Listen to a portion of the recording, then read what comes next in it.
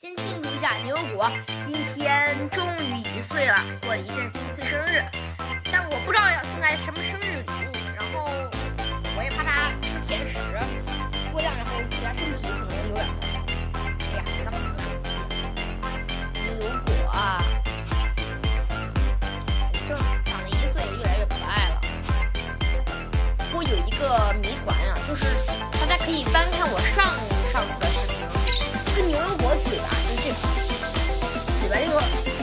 长喙上面有一个黑黑的东西啊，和现在怎么变没有了，也很奇怪。